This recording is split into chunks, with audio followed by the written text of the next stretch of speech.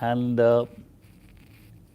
today we got up to some very disturbing images from Washington, D.C., the capital of the United States of America, where a joint session of the US Senate and the House of Representatives, together called the Congress, which is roughly equivalent to Parliament, was to formally meet and kind of ratify or formally declare the new president and the vice president of the United States of America.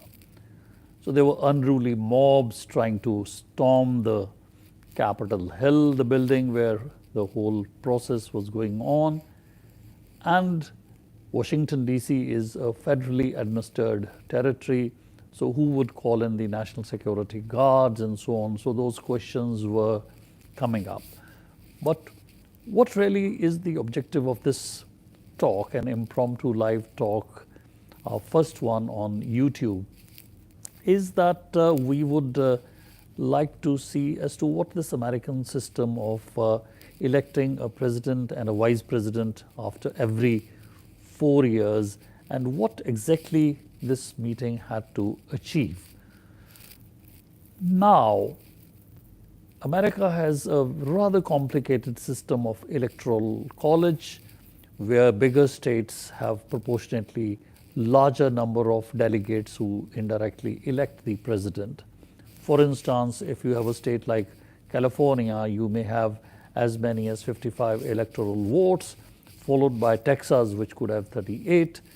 And on the other hand, smaller states like Alaska could have just 3, and Hawaii Islands could have 4. So what happened and what happens is, when the presidential election, which took place towards the end of last year, each state authority then kind of certifies as to which candidate has secured larger number of votes. And once they certify, then the whole number of electoral college votes go in favor of either the Republican or the candidate who is representing the Democratic Party.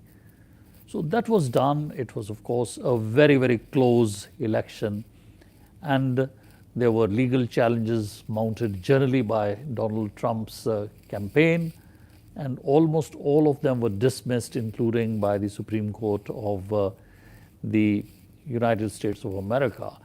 The whole idea was that there was no manifest fraud that could be even prima facie established that could lead to the conclusion that the outcome of this election had been changed, so that the election had been rigged, stolen, so on and so forth. Now, after that was done, the legal challenges mounted. What the American Constitution then prescribes and stipulates is that in routine, the two houses of Congress, the Senate and the House of Representatives, they will together meet on the 6th of January, that is mandated, and it would be presided over by none other than the Vice President. Now, the Vice President of America, just like incidentally, like the Vice President of India, is also the chairman of the Rajya Sabha. So the Vice President technically presides over and can preside over the meeting of the Senate, and has actually got a casting vote. But be that as it may, for the purpose of the certification of these votes, you had Michael Pence, who is the serving Vice President under Donald Trump, to preside over this common kind of session of the two houses of the US Congress / Parliament, which is the Senate and the House of Representatives, and to kind of certify and add those votes together. Now, this is supposed to be a kind of a formality where when you meet, it is more of a fervor and friendship and joviality rather than a contested political type of tug of war. Now, the established and accepted constitutional position is that once the various states have certified under their own laws that Joe Biden is getting these electoral college votes or Mr. Trump is getting for that particular state, these particular electoral college votes, it is zero or all. In American system, once you take a state, you got all the electoral college votes.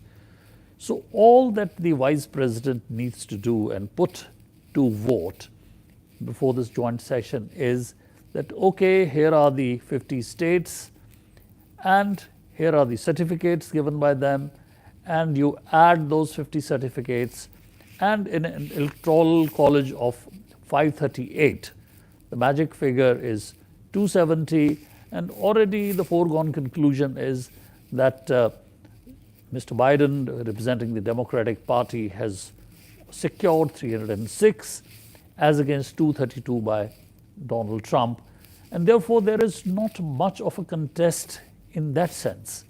So it would have been a formality where you meet and there is joviality. The vice president then declares the new president, and of course he declares the new vice president. So he's indirectly, Michael Pence would also be certifying or declaring his own defeat because he was also running for the vice presidentship. Having said that, now when this was taking place, there was a lot of public pressure and through Twitter and so on from Mr. Trump that Michael Pence should unilaterally throw out the states in which there is contest, there is alleged fraud, rigging, and so on and so forth. Now, people who are familiar with the Indian system is, let's say a Lok Sabha election has taken place and 530 odd MPs have congregated in Lok Sabha on the first session. They've elected a pro tem speaker who's generally the senior most member of parliament in age or seniority, whatever, and he's supposed to administer oath to the members of parliament, and he goes by the certificate which the returning officers of the Lok Sabha constituencies has given to the newly elected MPs for the Lok Sabha. Now there is no provision in the law for the presiding pro tem speaker in India to say, well, there was fraud there was a fraud here, I'm not going to accept these 50 odd certificates of returning officers and reject them and only allow and administer oath to the remaining persons as members of parliament. And unless you've taken or subscribed to that oath, you really cannot be functioning as a member of the parliament of the Lok Sabha. So Michael Pence, with all due regards, he's been a low-key, low-profile vice president, has been a loyalist, but he made it very clear hours before he presided over that in his opinion, and having consulted various legal experts and constitutional experts of the Constitution of USA, he was firmly of the opinion that he does not have arbitrary powers to reject the certificates furnished by the various state authorities as regards who has won the electoral college votes. But there were people on partisan basis, there were Republican senators, Republican congressmen who would raise issues, and those issues are then voted out summarily.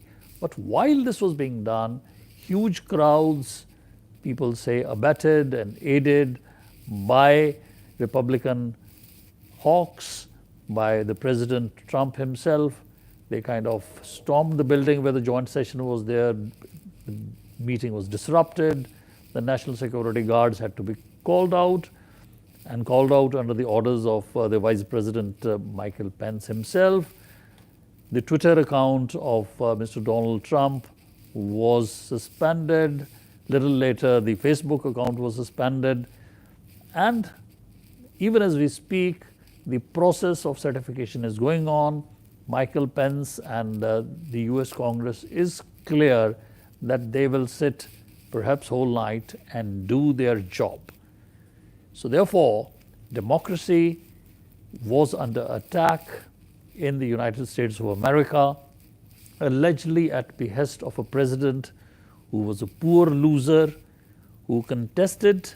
It was a narrow contest, and in some of the states, it was really a photo finish. But that is what happens in democracy. He refused to concede.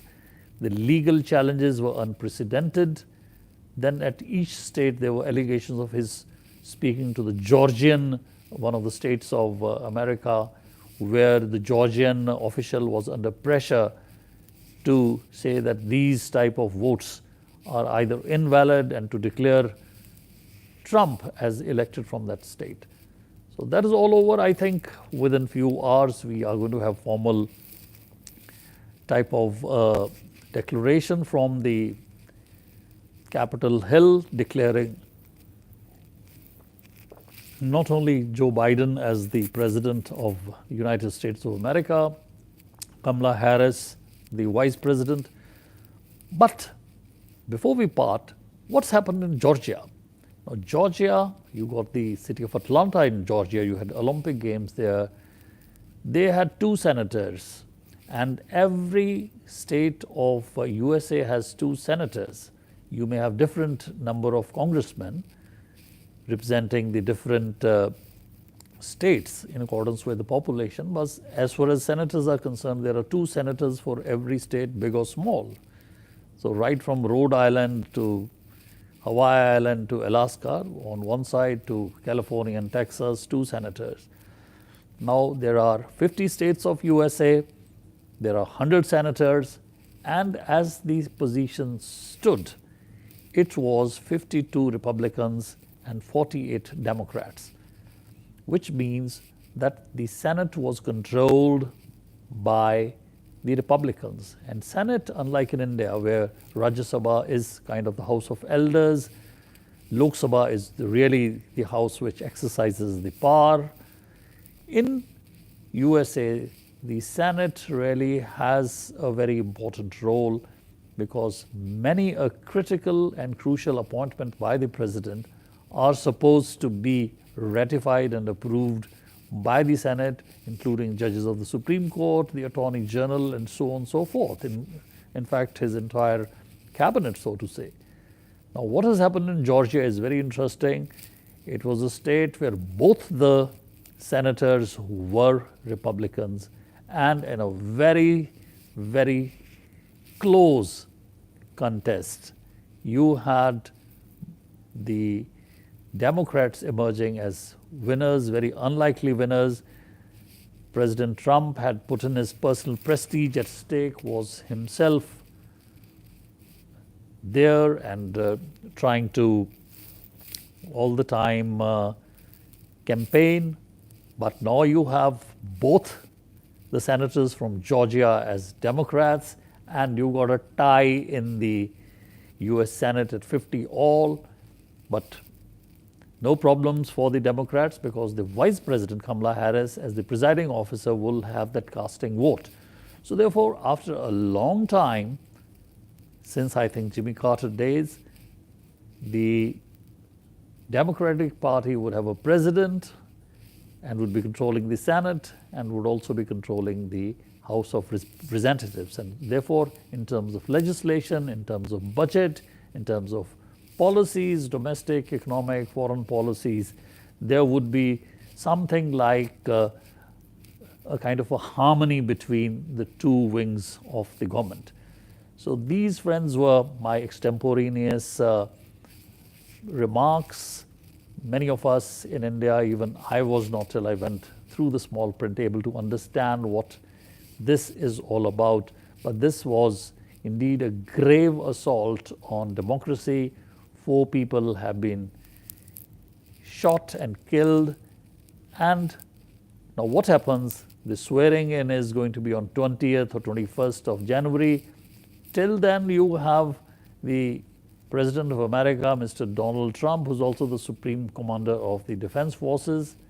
People are talking in terms of whether after what has kind of unraveled here, whether he could or should be allowed to be the President of the United States of America, or has he kind of failed to discharge his constitutional obligations.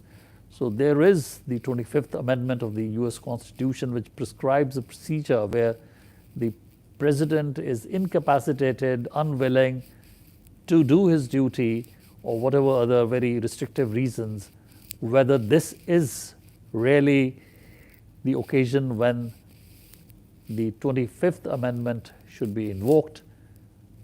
But in any case, after this election is formally ratified by the joint session, a number of key officials of Trump administration have already resigned, put in their papers. I don't think Mr. Donald Trump is going to take any extreme measures which will further kind of make the whole situation murkier. The law of the land will prevail in any country, more particularly in the United States of America. The Constitution is supreme, and we have interesting few days till the new president is sworn in. So thanks for joining and stay in touch.